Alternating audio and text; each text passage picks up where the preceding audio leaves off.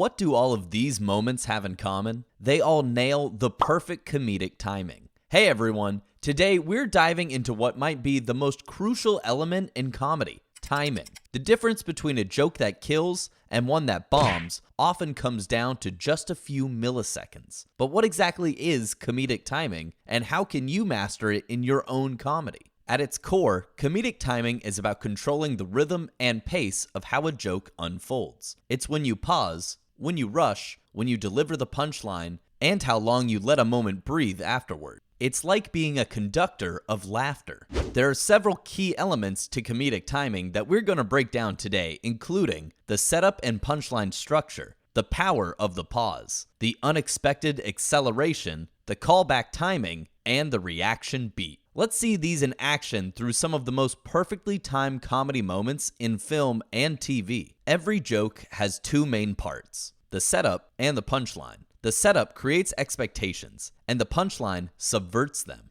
The timing between these two elements is critical. Just stop calming me down and tell me what I should do. Notice how 𝐂𝐿's delivery has that perfect rhythm. The setup builds anticipation, and then bam! The punchline hits at exactly the right moment. The timing creates this beautiful tension and release cycle. Sometimes, the funniest part of a joke isn't what's said, it's what isn't. The strategic pause is one of the most powerful tools in comedy. That long pause before Benny says, "I'm thinking it over," is comedy gold. The pause itself becomes the joke. It tells us everything about his character's cheapness without saying a word. Okay, no, I'm gonna pass. Here we go.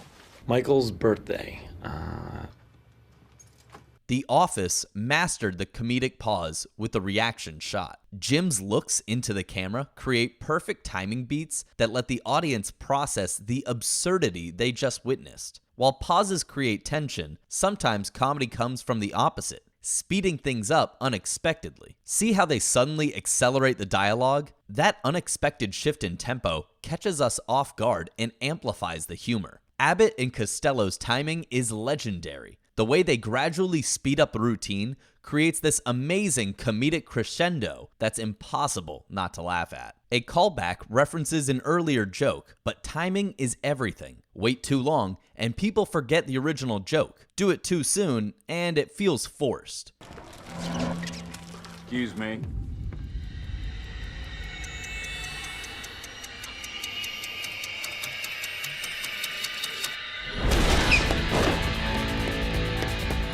Edgar Wright is the master of the perfectly timed callback. Each time his gag returns, it's timed perfectly to when we've just about forgotten it. Comedy isn't just about delivering jokes, it's also about giving space for reactions, both from characters and the audience. Nielsen's deadpan delivery, followed by that perfect beat before chaos erupts, is what makes this so funny. He gives the audience just enough time to process the contradiction between his serious tone and the ridiculous situation. So why is timing so crucial? Because humor is all about surprise. Our brains find something funny when our expectations are set up one way and then suddenly shifted in another direction. Timing controls exactly when and how that shift happens. Think of timing as the difference between a horse walks into a bar and the bartender says, "Why the long face?" and a horse walks into a bar. The bartender asks, "Why the long face?" Same joke, completely different impact. Now, how can you improve your own comedic timing? Here are some practical tips.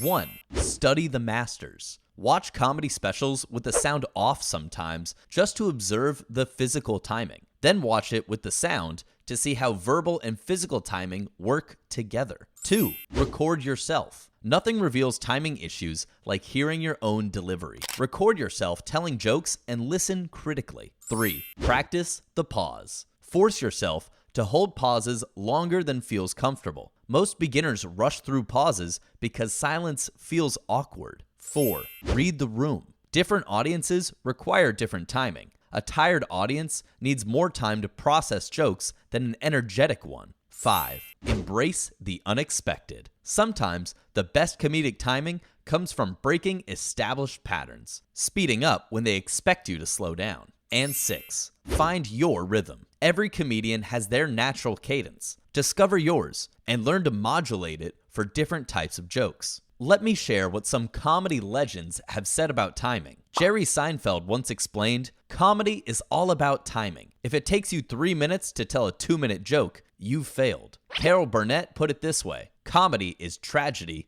plus timing." And Chris Rock said, "A lot of comedians have great jokes, but they don't know where to leave space. It's like music. It's not just the notes, it's the space between the notes." It's fascinating how comedic timing actually varies across different cultures and comedy traditions. What works in one country might fall completely flat in another. British comedy often relies on longer, more drawn-out setups and awkward pauses, what they call cringe comedy. The timing creates discomfort that eventually releases as laughter. American comedy, particularly TV sitcoms, tends to favor a faster pace with quick setups and immediate punchlines, especially in shows written by Aaron Sorkin or Amy Sherman Palladino. In many Asian comedy traditions, physical timing takes precedence over verbal timing, with precisely choreographed movements creating the humor. Timing also changes dramatically depending on the format. Stand-up comedy gives the performer complete control over timing. They can rehearse and perfect each pause to the millisecond. The longer the show went on, the madder I got. Because this show was outstanding. It was maddening. These people were holding their stomachs. My son was slapping his knee. But improv comedy requires instant timing decisions with no preparation. Performers must read the room and follow their actors simultaneously. Things you don't want to see your grandma doing.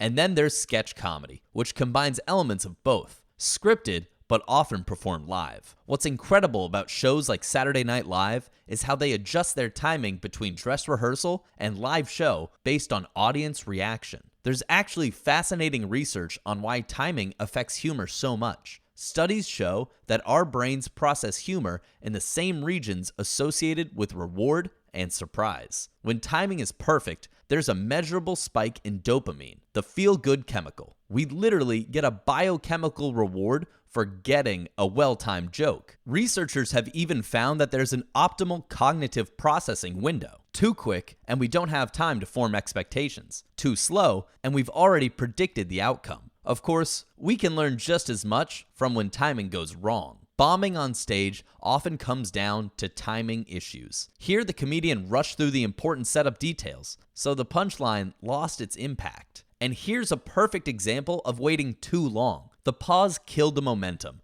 and the audience had already moved on mentally by the time the punchline arrived. Social media has completely transformed comedic timing for a new generation. TikTok and Instagram have created a demand for ultra-compressed comedy. These creators often have just seconds to set up and deliver jokes, requiring an entirely new approach to timing. And yet, some of the most viral comedy moments still rely on those classic timing principles we discussed earlier. They're just compressed into smaller packages.